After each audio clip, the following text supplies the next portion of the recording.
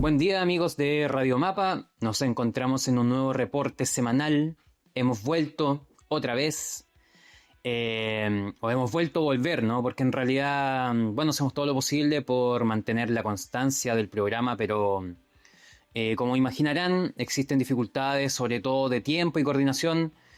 cuando las cosas y los proyectos se hacen sin financiamiento, a puro pulso, como se dice, ¿no? Pero en lo concreto seguimos con el proyecto de Radiomapa,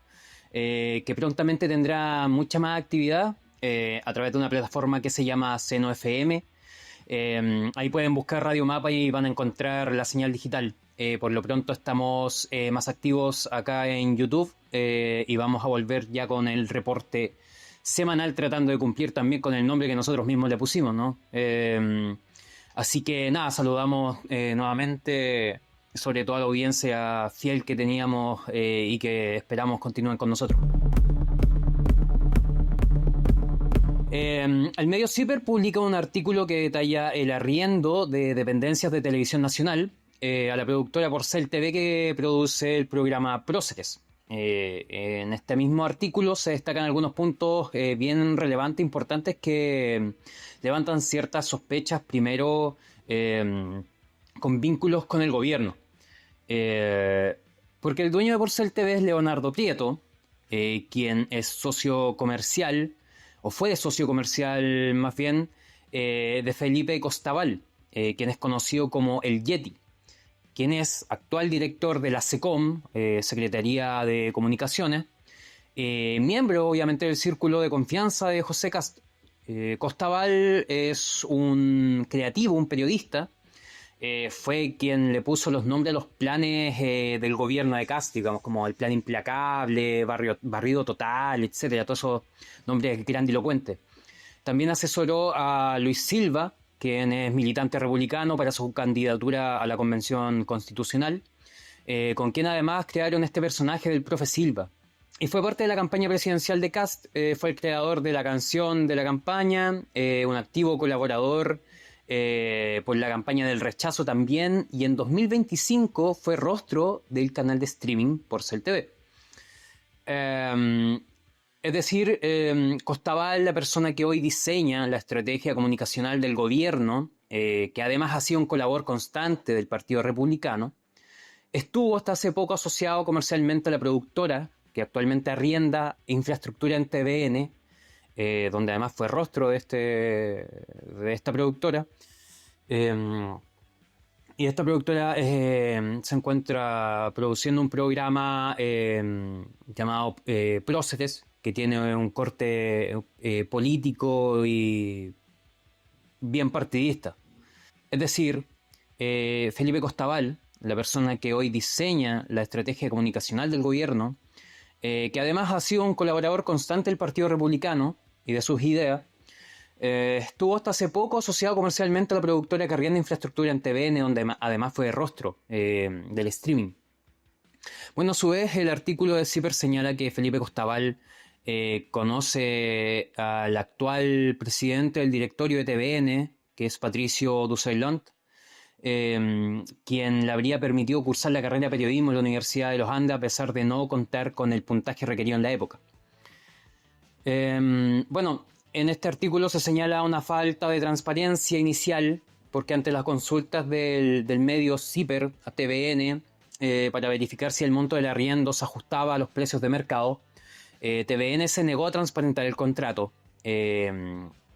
invocando razones de confidencialidad comercial, asegurando de palabra que todos sus acuerdos se celebran bajo valores de mercado, pero sin exhibir documentos que lo respaldaran.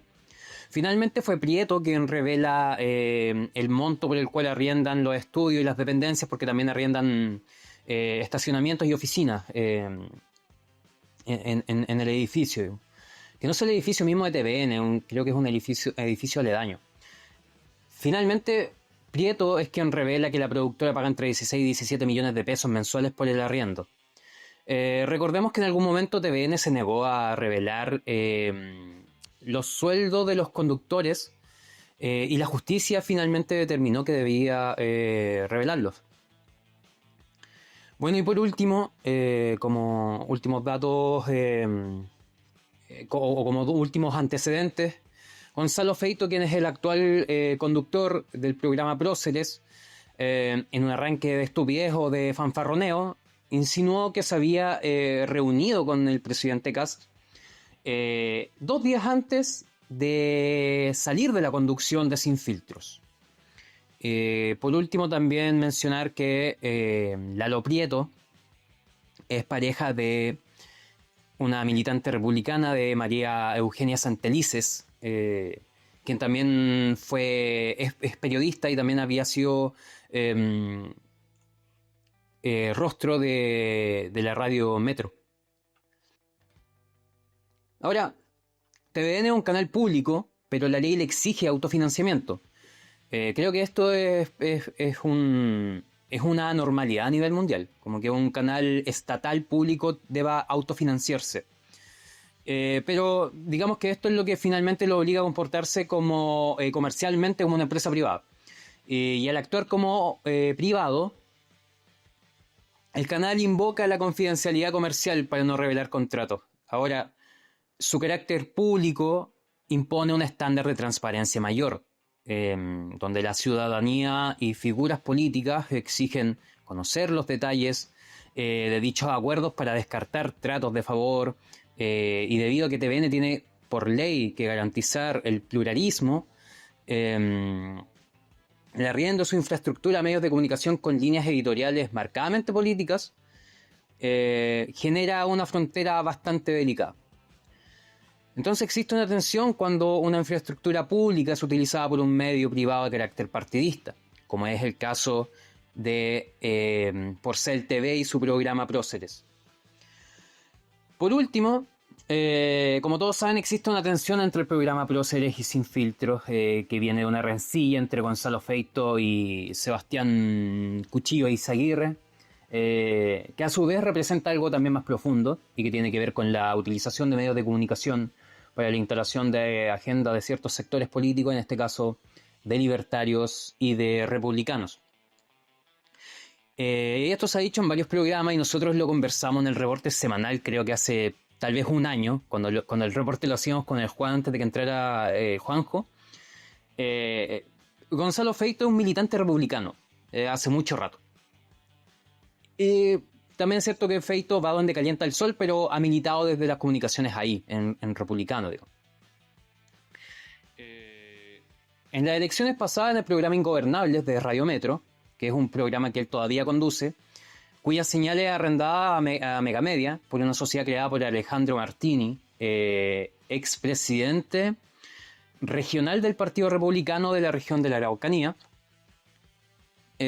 Gonzalo Feito ahí atacaba reiteradamente a Belén Matei. De hecho, creo que fue uno de los primeros en poner en entredicho su salud mental. Y además fue muy activo en instalar esta idea de la derechita cobarde, ¿no? Como dejar a Chile Vamos como amarillo, digamos. Bueno, esta fue mi nota de hoy, mi columna, no sé cómo lo vamos a llamar, pero gracias por su atención. Sigan con nosotros porque ya vienen las notas de Juan Rodríguez y de Juanjo Rivas. Saludos a todos y si ven a Gonzalo Feito, cambien de canal. Saludos. Muy buena jornada, querida audiencia de Radio Mapa. Estamos aquí en este nuevo capítulo. El tema del cual yo les voy a hablar es que entre el miércoles y viernes de la semana pasada se reportó la llegada masiva de inmigrantes marroquíes a la ciudad autónoma de Ceuta, un pequeño enclave español en el estrecho de Gibraltar, lo cual derivó en una crisis migratoria y diplomática en diversos frentes. Las cifras hablan de que entre 50.000 y 60.000 personas llegaron a una ciudad de apenas 87.000 habitantes. Según las autoridades, ninguna de las personas que cruzaron irregularmente a Ceuta salió de la ciudad hacia el territorio continental europeo. Esto fue reafirmado por la Comisión Europea, por su presidenta Ursula von der Leyen, que además afirmó que ni una sola persona llegó a España continental ni al resto de la Unión Europea. Además, se han reportado a la fecha ya 90 fallecidos durante estos sucesos, donde varios de estas personas se habían ahogado junto a la costa cuando intentaban llegar a Ceuta nadando, eh, digamos, bordeando el espigón fronterizo del sector de El Tarajal, en esa ciudad. Además, se cree que aún quedan algunas cuantas miles de personas en territorio ceutí de las que intentaron ingresar, de las cuales muchos también son menores de edad. Debe tenerse presente también que en el año 2021 ya hubo una crisis de características similares, y en ambos casos estuvo marcado por el mismo componente. Se generó un relajo de las policías fronterizas marroquíes para que los migrantes pudiesen cruzar a Ceuta. Y en ambos casos también fue por disputas políticas entre el gobierno español y la monarquía marroquí. Eso sí, en ese momento estas caravanas de migrantes, en menor número que esta vez, sí cruzaron el territorio de España, aunque de igual manera fueron devueltos a territorio marroquí la mayoría de las personas que habían cruzado, incluyendo una cantidad también muy grande de menores de edad. Eh, bueno, para entender un poco la complejidad de esta crisis, deben entenderse como los distintos frentes de conflicto y cómo se articulan un poco entre sí. Eh, bueno, en la crisis de 2021, esa se originó porque hubo un deterioro de las relaciones diplomáticas entre la monarquía eh, marroquí y la monarquía española, digamos, la monarquía parlamentaria española. Después de que el gobierno español admitiera el traslado del mayor representante del Frente Polisario, Brahim Ghali, que es el frente que está enfrentado a Marruecos por el conflicto de la independencia de Sahara Occidental. En ese momento Ghali estaba bastante enfermo y en un hospital de español en la ciudad de La Rioja fue hospitalizado y y como consecuencia de esa acción, de ese acogimiento que hubo por parte de España, eh, unas semanas después las fuerzas de seguridad marroquíes hicieron este relajo de las eh, fronteras en Ceuta y en la otra ciudad enclave del norte de África que tiene España, que es Melilla. eh, Se relajaron, como decía, los controles fronterizos. Eh, para entender un poco el tema del conflicto del Sahara Occidental, bueno, es un conflicto que está en curso, digamos, actualmente entre el pueblo saharaui, representado por el Frente Polisario, contra el Reino de Marruecos. Este conflicto es la continuación de la insurgencia de este mismo frente contra las fuerzas españolas, que en ese momento eran las fuerzas colonizadoras de una parte de Marruecos y del Sahara Occidental, entre 1973 y 1975.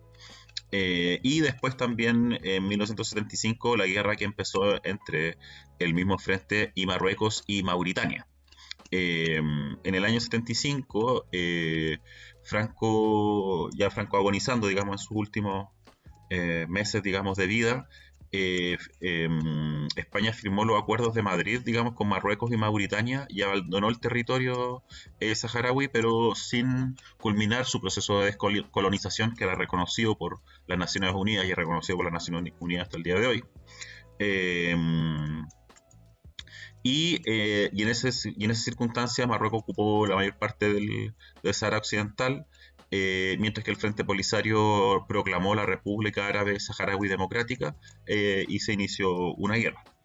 que, digamos, contra Mauritania tuvo rápido efecto, digamos, su retirada, digamos, pero siempre ha sido una fuerza de soporte también ese país para las intenciones marroquíes. Ha sido un país históricamente alineado como con las potencias occidentales. eh, y, eh, digamos, Marruecos, digamos, hasta el día de hoy mantiene ocupado el territorio. En 1991 hubo un acuerdo de alto al fuego entre ambas fuerzas, esperando que se lograra un acuerdo político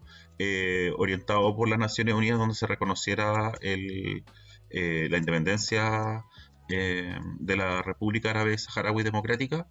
y así poder tener, digamos situada en el Sahara Occidental, digamos, que tuviese un Estado y un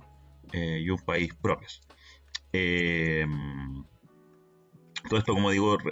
reconocido por Naciones Unidas, incluso como reconociendo al Frente Polisario como el representante legítimo de su pueblo y afirmando su derecho a la autodeterminación. Sin embargo, el Frente Polisario está prohibido en las zonas del Sahara Occidental que están bajo control marroquí, donde incluso izar su bandera es considerado ilegal. En este contexto, digamos, los sectores progresistas españoles en otros momentos específicos de la historia han apoyado las pretensiones independentistas del Sahara Occidental. También un poco para jugar dentro del propio, como una forma de jugar dentro del propio conflicto histórico que España ha tenido con Marruecos históricamente, digamos. Ellos han tenido, incluso uno podría decir que un conflicto que tiene, no sé, 1300 años desde la época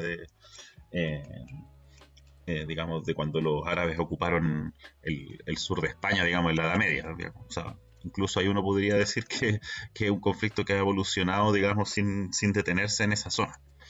donde más han metido los ingleses en Gibraltar y ha sido escenario también, todo esto también debe entenderse como, por lo menos antes de la caída del muro, digamos, como en el escenario de la Guerra Fría también. Eh, Entonces, bueno, los sectores progresistas españoles, el PSOE ha brindado este apoyo a los grupos independentistas españoles también, y también esto también se da un poco también para manejarse la política interna contra los sectores conservadores de España, que tienen una relación mucho más cercana con la monarquía, como podría pensarse. Eh, Sin embargo, claro, el mismo gobierno español hasta 2022 mantenía una postura de neutralidad y apoyaba una solución negociada bajo la ONU como política de Estado, sin alinearse con ninguna de las partes, pero desde 2022, esto ya con el gobierno de Pedro Sánchez, España considera que el plan de autonomía marroquí es la opción, comillas, más seria, creíble y realista, aunque sigue sosteniendo formalmente que la solución definitiva debe alcanzarse dentro del proceso de Naciones Unidas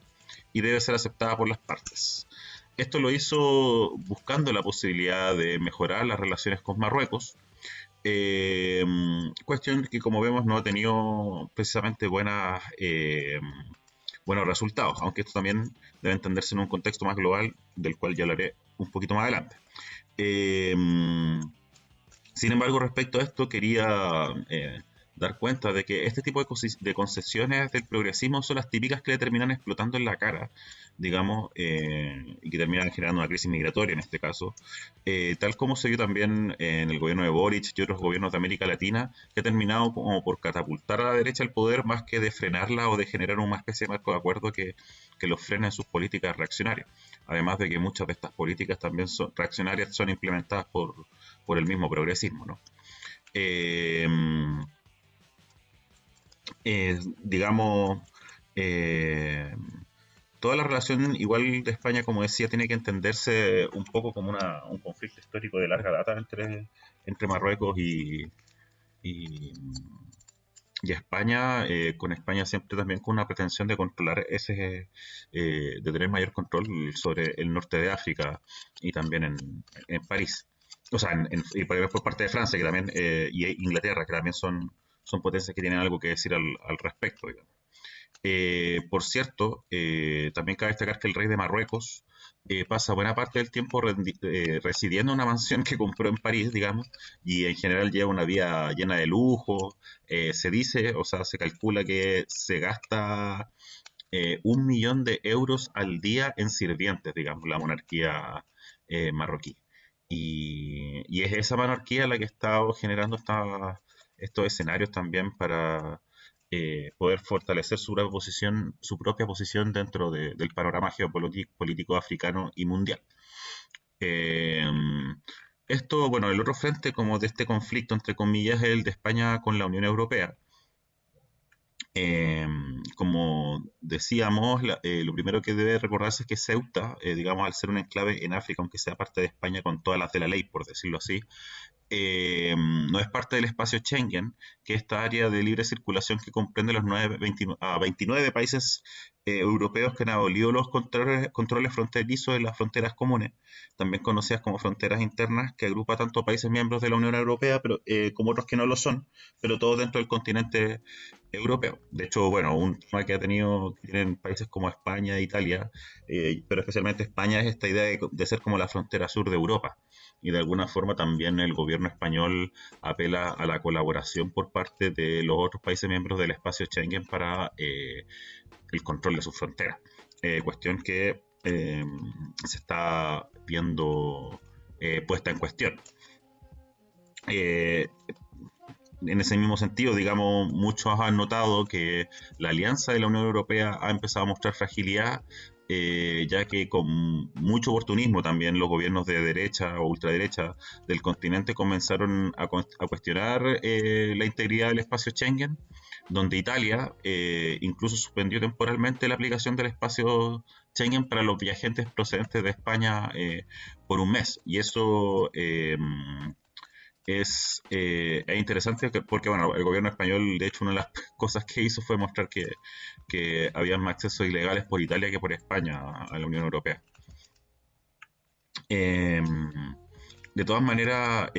claro, el gobierno italiano, Giorgia Meloni, matizó igual que los controles solo afectarían a los viajeros que no pertenezcan a la Unión Europea, es decir, el espacio Schengen solo serviría para los europeos.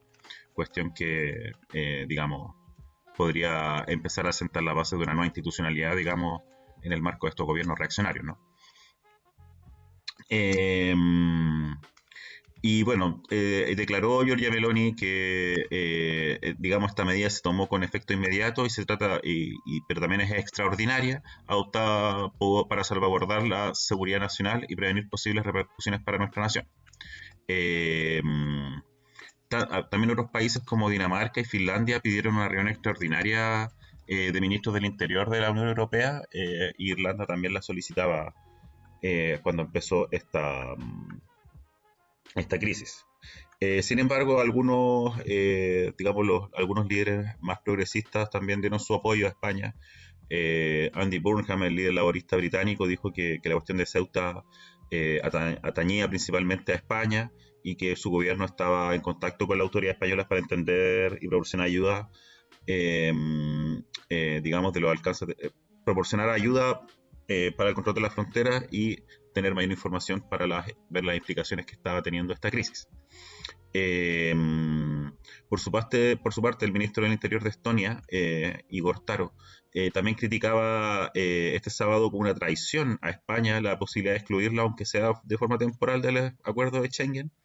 después de las acciones que introdujo Italia.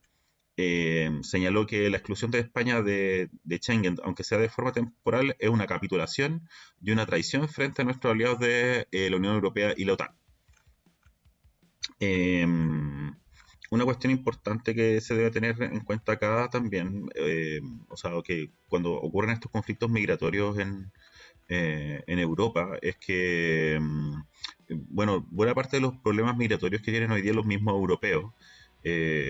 son herencia directa, digamos, de los conflictos coloniales y de los intervencionismos políticos que ellos mismos han provocado, incluso al día de hoy, como es el sucesivo apoyo de Francia a grupos yihadistas en el África del Sahel, donde no dejan tranquilos a los gobiernos que se han independizado y han expulsado a las fuerzas francesas de esos países para poder construir una opción político y económica más independiente. También, bueno, se podría enumerar la misma irresolución del conflicto en el Sahara Occidental, también por falta de voluntad de las potencias occidentales que terminan apoyando a la monarquía de Marruecos. O también, si fuéramos más atrás, la misma creación del Estado de Israel promovida por Inglaterra en su momento. Eh, y en ese sentido, y a propósito que mencionamos a Israel, el otro, digamos, y diría que el frente como el frente más global, el que abarca todo, digamos, los otros frentes que están hablando de este conflicto, es el hecho de que, bueno, tanto Israel como Estados Unidos son aliados de la monarquía marroquí. Se sabe, digamos, o sea, es algo que es bastante explícito en el caso de este gobierno que, eh, digamos, apoya y siempre se ha alineado con los intereses de Israel en la región. Eh, Sin ir más lejos, el mismo día que ocurrió esta crisis, no sé, cuentas de Twitter de la Mossad o de este mismo carnicero fascista, demente psicótico Ben Gvir también se puso a tuitear cosas burlándose de España y reivindicando a Marruecos eh, y digamos, también defendiendo la posición marroquí, digamos, dentro del conflicto con España, reclamando digamos, la soberanía sobre Ceuta y Melilla, y lo mismo que hizo también el gobierno norteamericano mediante Marco Rubio y Donald Trump, que declararon también el apoyo a Marruecos en su conflicto con, con los saharauis. Entonces, en ese sentido, digamos, esta crisis también ha sido instalada y promovida por Estados Unidos e Israel, eh, también para generarle una crisis en términos migratorios a Pedro Sánchez, en el entendido que saben que ese es uno de los frentes por donde más se debilitan los gobiernos progresistas hoy en día. Eh, digamos, y también aparece como una especie de vendetta, digamos, hacia Pedro Sánchez, eh, en la cual, digamos, Israel le pasa la cuenta por la falta de apoyo que ha tenido, que es una falta de apoyo bastante, digamos, parcial, eh, digamos, al que ha tenido Israel por parte de España, y también en el caso de Estados Unidos el hecho de que no haya prestado las bases que tradicionalmente España ha prestado para las operaciones de la OTAN, que en este caso se querían utilizar para la guerra de Irak. Eh, y en ese sentido también generar una crisis migratoria permite agitar a los actores internos de la ultraderecha española, digamos, y de la derecha española. Eh, en realidad esa distinción creo que cada vez vale menos, digamos, y no sé si es muy útil políticamente. Pero como sea, ellos están, eh, digamos, bueno, se agitan y se alinean con las medidas geopolíticas que toman Estados Unidos e Israel, y contribuyen a exagerar el impacto y el caos que tiene esta crisis, que si bien es una crisis importante, que tuvo una cantidad importante de muertos, que la mayoría son personas que se ahogaron intentando cruzar nadando hacia España, o por lo menos llegar hasta el enclave de Ceuta de esa forma. Eh, digamos, eh, eh, se aprovechan de todo eso para exagerar, como digo, sus efectos, porque al finalmente muy pocos de estos migrantes llegaron al territorio continental europeo, y la ultraderecha, digamos, agita y culpa a Sánchez de su política más pro migrantes, más progresista respecto a los problemas migratorios que han habido en España, digamos, y con eso, digamos, agita la xenofobia europea, y para promover, obviamente, el ascenso de ellos mismos como gobierno. Eh, y obviamente esto sin importarle realmente las expectativas que tiene el pueblo pobre marroquí, que necesita tener mejores oportunidades, y que en esa necesidad busca migrar a España, y que más encima muchos de estos migrantes incluso son menores de edad, digamos, por vivir en un país mucho más pobre, que en sus narices, digamos, cruzando a pocos kilómetros, tiene una riqueza mucho más acaudalada, causada en parte también por el control que ha tenido España en su territorio. Entonces, termina pasando esto de que finalmente pasa esta cadena en que Estados Unidos e Israel apoyan a la monarquía marroquí genera este caos, y los partidos políticos de ultraderecha europea empiezan a echar agua eh, a su propio balde, por decirlo así, y con eso finalmente terminan, digamos, debilitando a los gobiernos progresistas, y ascender a ellos al poder. De todas maneras, y en ese sentido creo que es súper importante señalar que el gobierno progresista de España ha tenido también una postura que ha sido crítica con Israel, pero y contra la guerra de Irán también, pero más en el territorio retórico, toda vez que España no ha roto sus acuerdos armamentísticos con Israel, sigue financiando a Israel dentro del financiamiento que le da la Unión Europea, tampoco ha cuestionado la presencia de España en la OTAN, y además apoya a Ucrania en la guerra contra Rusia. Entonces, lo que da cuenta de esto es que en el fondo hasta el más mínimo desalineamiento